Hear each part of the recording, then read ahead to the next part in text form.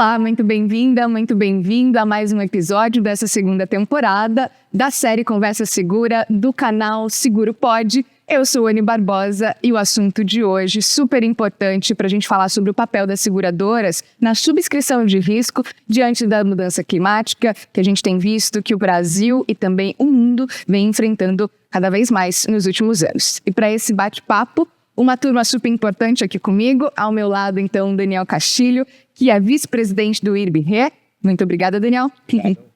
Tem também José Ferrara, diretor-presidente da Tóquio Marine Seguradora. Obrigado pelo convite. E também Frederico Ferreira, CEO da Austral Seguradora. Muito obrigada. Obrigado, Anny. É isso. Antes de tudo, como a gente está batendo um papo com o pessoal aí que tem acompanhado esse assunto sobre seguradoras, é importante a gente começar explicando, então, o que é essa tal de subscrição de risco. Quem tem seguro, algo até mesmo de carro, sabe que tem uma série de itens que a gente precisa preencher, responder antes de contratar um seguro, mas isso vai num âmbito muito grande, inclusive de grandes eventos climáticos quando os seguros são acionados. Então vamos começar esse bate-papo sem ordem para explicar o que isso significa, então. Daniel, eu costumo dizer que a subscrição é você analisar uma exposição, ver o que pode acontecer e precificar por ela, tá? Ou seja, a gente primeiro precisa entender qual é a exposição, dar um valor e ver como é que a gente faz para segurar. No meu caso, ressegurar. Segurador. No caso da seguradora, basicamente é o mesmo conceito, né? Você faz seguro para proteger o patrimônio das famílias, proteger as vidas, certo? E nesse contexto, você tem na indústria securitária a componente seguradora, somos nós, e as resseguradoras. Se eu pudesse definir para você o que é uma resseguradora, a resseguradora ontem disseram, no evento que eu estava, que é o primo rico da indústria securitária, certo? É isso aí. Mas, na prática, as resseguradoras são as seguradoras de nós seguradores. E, Frederico, super importante a gente trazer esse assunto. Eu fiquei também muito, entusiasmada com o que eu descobri. Porque quando a gente fala de grandes eventos, saber que uma seguradora tem seguro dá uma tranquilidade melhor para o que a gente está enfrentando. Qual que é o papel, então, dessa parceria de seguradoras com resseguradoras? Acho que esse papel começa no momento em que existe a estruturação de uma capacidade de resseguro. Quer dizer, as seguradoras, por si só, não retêm o risco todo, né? O seguro tem um conceito de mutualismo, vamos dizer assim, que ele divide, né, entre o mercado, às vezes, entre seguradoras, co-seguro, que é o que acontece também no mercado, ou em resseguro, através de contratos facultativos ou contratos automáticos. Uma seguradora, quando ela trabalha em riscos corporativos ou grandes riscos, como a gente define no mercado, ela tem uma percepção de que em um evento catastrófico como esse que foi comentado agora, com você aqui no Brasil, o que está acontecendo agora, é muito importante a estruturação de um contrato de resseguro, não só em termos de capacidade, tamanho, para você poder cobrir o ativo ou o bem que estiver ali, mas também em termos de condições que você vai ter para a seguradora se sentir capaz de honrar os seus compromissos. Então, acho que passa por um conceito global. Uma parceria, acho que quase que intrínseca. O ressegurador, no final do dia, Daniel complementa aqui, ele acaba dando uma caneta, ou dá a capacidade, dá o poder da seguradora aceitar dentro de um determinado padrão vários tipos de riscos. E aí varia um pouco por tipo de cobertura, né? E eu acho que é importante dizer também que da mesma forma que a seguradora se protege usando o ressegurador também se protege usando o retrocessionário. Olha só, tem seguro Explica um pouco. e seguradora. Exatamente, retrocessão, né? Porque, na prática, né, ninguém tem capital suficiente para bancar aquele risco sozinho. Com certeza. Estamos falando de uma administração financeira disso, né? Então, você pega, por exemplo, uma plataforma de petróleo, né?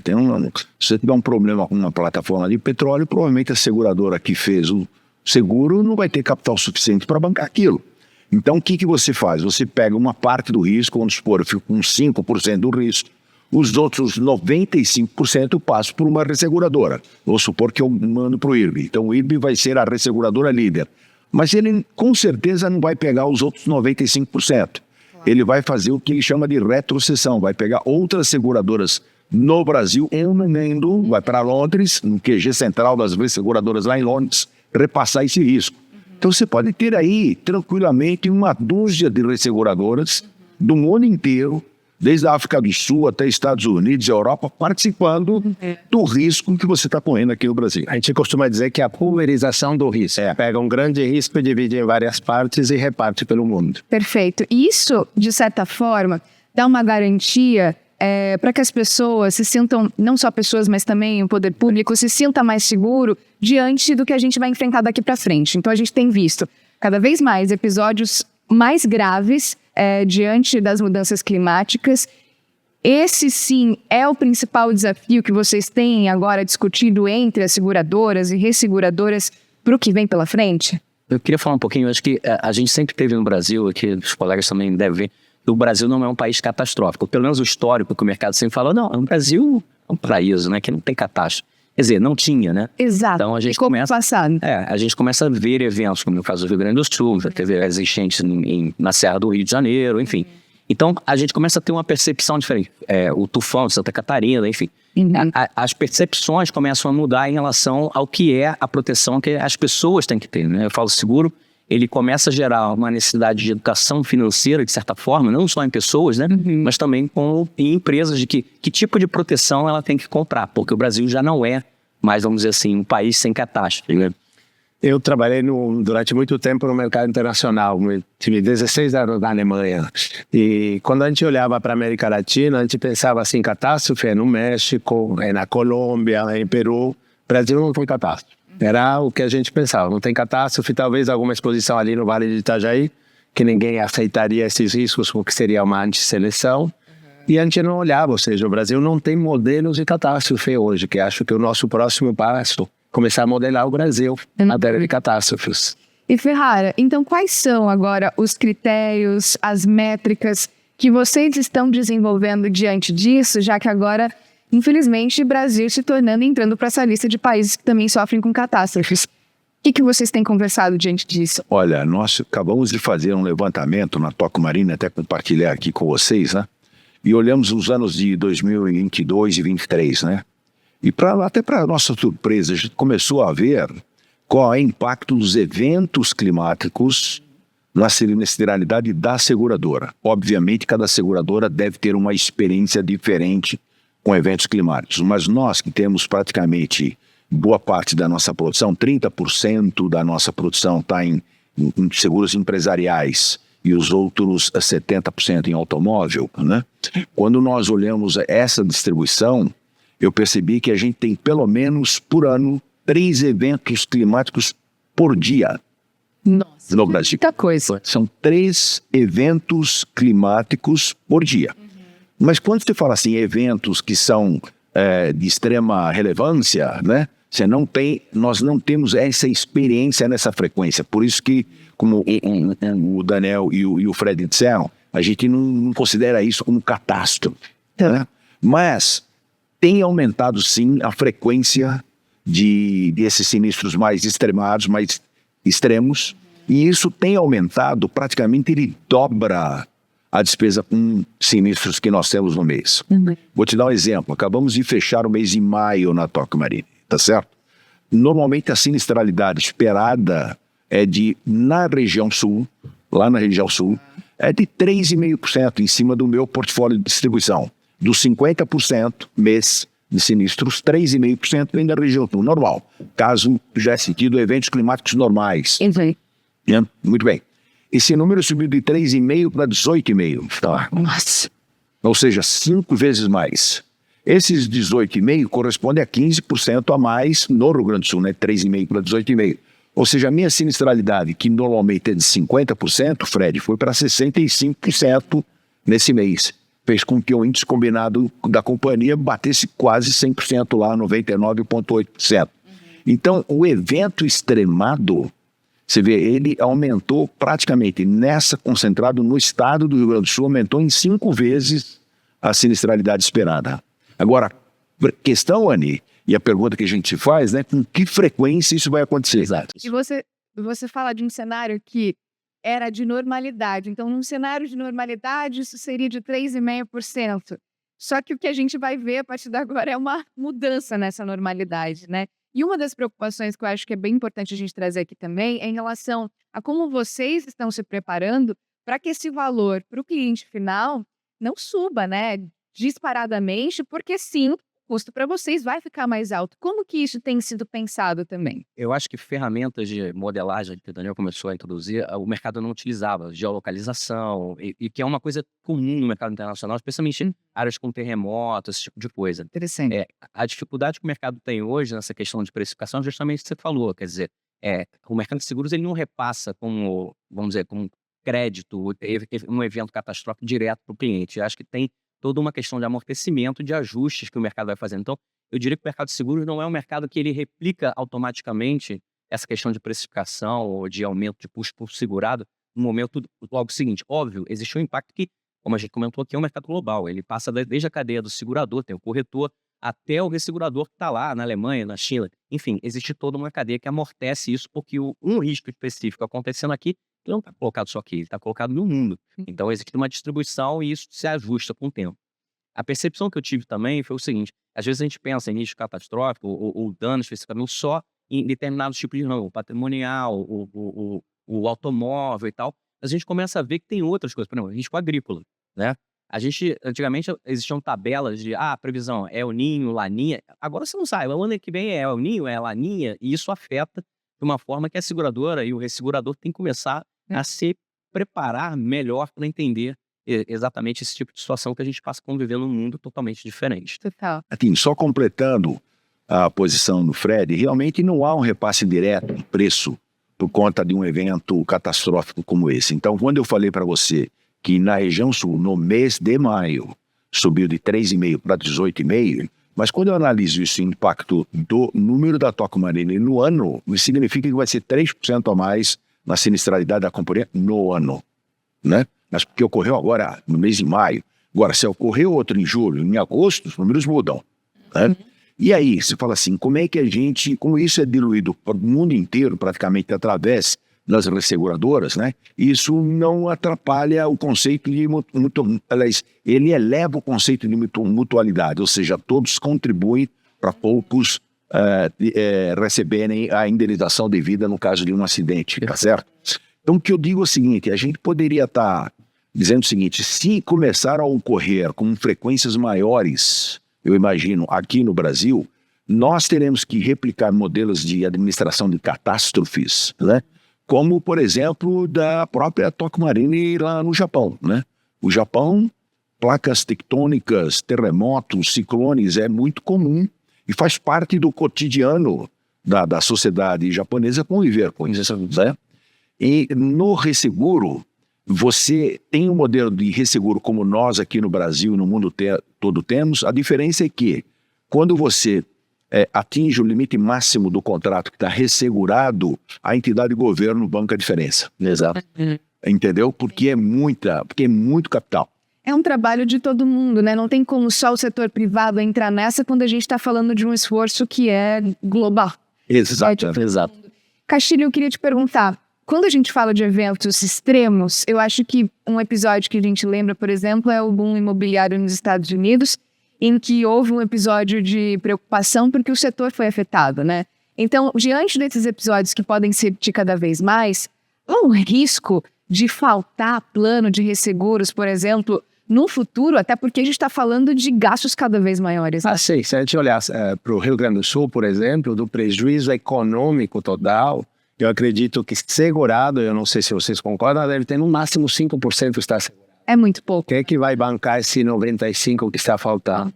E como é que vamos resolver para o futuro? Mediante duas coisas. Eu acho que a conscientização da população de que agora é importante segurar. Eu penso assim, os meus amigos lá do Rio Grande do Sul, ninguém segura a sua casa. Segura os carros e quem tiver o seu prédio segurado porque ele está financiado. As pessoas não têm esse costume, a cultura de segurar, né? E, Daniel, e um programa como o seu, viu, Anny? Seguro Pet, ele ajuda a aumentar a conscientização do brasileiro com relação à importância do seguro. Isso é muito importante. Você pega no Brasil, da frota circulante de automóveis, só 30% é segurado. Só 30%. Você vai nos Estados Unidos, isso bate 100%, é 30%. Vai no Japão, é 100%. Quando você vai para a indústria você vê os seguros residenciais, só 17% é segurado. Seguro residencial. Quando você vai para seguros agrícolas, 6% da das plantações, né, dos seguros da produção agrícola brasileira é segurada. Então, se pega um evento desse, né? Estavam se discutindo lá o impacto no arroz e tudo mais, é que já houve a colheita do arroz, não teve tanto impacto, né? Mas você vê lá e fala assim, tem que ter o seguro. Então, o seguro é importante. Então, um programa igual o seu, que ajuda a difundir a importância da indústria securitária para a maior conscientização do brasileiro, é de super importância para todos nós. E Ferrara, Castilho, Frederico, a gente fala de uma falta de cultura de seguros aqui no Brasil, mas também tem uma questão financeira, né? Sim. É todo um preparo que precisa começar muito antes para que as pessoas entendam esse retorno que o seguro apresenta, até porque quando a gente fala de seguro é isso, às vezes as pessoas entendem a importância dentro de um carro e o residencial, por exemplo, é um preço baixo em relação ao bem que você está protegendo, mas ainda assim é muito baixo, né, o número de pessoas. Não, e inclusive, por exemplo, dentro do automóvel, que acho que todos praticamente que têm um nível e têm um automóvel, ele segura o seu carro no cacho. Aí você entra na pergunta da responsabilidade civil, que no mercado americano você não tem seguro por menos de $1 milhão, e a responsabilidade civil sua. E aqui no Brasil você vê o quê? 50, 100, 200 mil reais? Ou talvez. Então, assim, às vezes é o conhecimento também do produto de seguro. Eu acho que um programa como o seu tem o aspecto de trazer, eventualmente, que às vezes um seguro de automóvel não é só proteger o seu bem patrimonial, mas sim também a sua pessoa, né, como cidadão dentro da sociedade. Eu acho que isso aí é uma cultura de seguros que a gente ainda tem que crescer no Brasil, especialmente nessa parte de responsabilidade. Agora, existe sim a cultura, a conscientização da população, também existem fundos que, em casos de catástrofe, funcionam muito bem pelo mundo, tá? Existe, por exemplo, na Espanha, um fundo que chama Consórcio de Catástrofes Naturais, se não me engano, que ele funciona muito bem para esses casos, para as pessoas que não têm seguro ou para as pessoas que têm um seguro insuficiente. Então, existe um na Espanha que funciona bem, existe um no Caribe que funciona bem, principalmente para a parte de furacões. Tem um no México que não funciona porque o dinheiro desaparece, que chama Fundem. Mas existem fundos onde eu acho que os governos também podem ajudar, ou criar seguradoras com esse objetivo de suporte catastrófico, no caso de grandes emergências, que também pode resolver. Então, por um lado, os governos devem ajudar, mas, por outro lado, a conscientização da população, que acho que eventos como o Rio Grande do Sul, muita gente agora vai pensar, não, eu realmente preciso me proteger, porque não posso passar por isso outra vez. E falando desse diálogo com o governo, né, o Congresso Nacional tem debatido aí o marco legal de seguros, né? Como que isso pode ajudar, então, Ferrara, nesses avanços dessas conversas em relação à parceria do privado com o público? Olha, o marco legal de seguros, né, não sei se você deve estar se referindo ao projeto de lei 29, né, é um projeto recém-implantado, né, nós estamos ainda numa fase de experimentação desse novo projeto de lei, né, uma das grandes preocupações que durante a discussão do projeto de lei era justamente o prazo para a regulação de sinistros, né, que nós seguradores e, né, os resseguradores sabem que muitas vezes seguro de varejo, automóvel, em 30 dias você regula um seguro de grandes riscos. Pega aí, por isso. É impossível. Em 30 dias você vai regular. Se em 30 dias o cliente sequer voltou para casa dele para saber o tamanho do estrago. Exato. Nem sequer voltou para... Tudo bem, pode ter feito o aviso de sinistro, mas ele não voltou para a fábrica dele. Vamos supor, a fábrica foi segurada, né? Qual foi o estrago havido na fábrica? Qual foi o total de estrago havido, por exemplo, lá no aeroporto de Porto Alegre, tá certo? Até você apurar tudo isso aí, vai muito mais que esses 30 dias que o projeto de lei 29 pegando categoriza. O gancho aqui do Ferrara, acho que esse que é o grande ponto que o mercado questiona desse projeto, que é justamente você tratar seguros de grandes riscos, que é o que a gente opera, né, aqui no caso da minha companhia, como seguro que protege o consumo, né, para o seguro consumidor, para a pessoa física. E esse é a dificuldade de você querer tratar tudo dentro de um pacote único, que é muito difícil. É muito difícil. Aí o Ferrara falou, é pura verdade. Você tem um acidente no aeroporto, tem cobertura de interrupção de negócio, business interruption. Você não consegue saber ainda. Tem um prazo, alguns são com franquias de 90 dias, 70... Enfim, tem uma série de complexidades dentro dessa característica de seguros mais corporativos. E o projeto de lei, ele tenta enquadrar todo mundo dentro de um pacote só. E isso acho que é o que fica um pouco complexo no mercado. Não só o mercado local, às vezes até a percepção do mercado internacional. Mas o importante é que o espírito da lei, ele é importante. Que é da proteção do consumidor. Vamos entender pelo espírito da lei. E a prática do dia a dia, a gente vai moldando isso, né, com o regulador, com o SUSEP, que se mostra bastante também aberta e ouvindo o mercado securitário, ouvindo os seguradores, ouvindo os seguradores, e a gente vai ajeitando isso com o decorrer do tempo, né? Mas esse é um bom exemplo que está acontecendo no Rio Grande do Sul, né? Duvido que alguém consiga regular um sinistro empresarial em menos de 30 dias. O Rio Grande do Sul é um aprendizado para todos e um alerta para muita gente. Nós estávamos preparados para um evento dessa magnitude, né? Exato. Então estamos aprendendo e vai, com certeza, gerar oportunidades. Sem dúvida. É o exemplo mais difícil e desafiador que vocês pudessem, né, imaginar. Então, daqui para frente tem muita coisa para se desenrolar. Nosso tempo já acabou. Queria muito agradecer, Frederico. Obrigado. Mara Castilho. Obrigado. Por esse papo super importante. Muito prazer falar com vocês. Obrigado. Que agradeço a oportunidade aí, Anne. E obrigada a você também que acompanhou a gente aqui durante todo esse episódio. Tem muito mais pela frente. Curtiu? Na verdade, gostou? Curte aqui, compartilha e a gente se vê nos próximos episódios. Até lá!